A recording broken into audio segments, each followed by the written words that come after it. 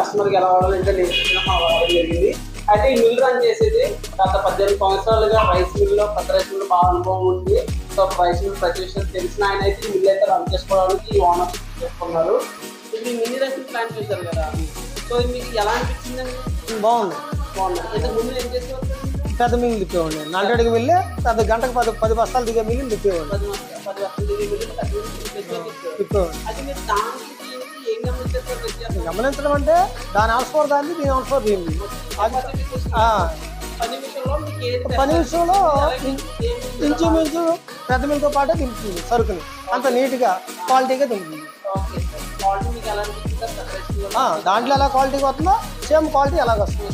అంటే అది ఆడా, ఇప్పుడు ఇది ఆడా, సరుకు బాగుంది, దానిలాగానే ఉంది. తౌడు విషయం కానీ, దిగుబడి విషయం కానీ, నూక కానీ, ఊక కానీ అంతా సేమ్ టు సేమ్ పెద్ద మిల్లుతో పాటు సమానంగా ఉంది.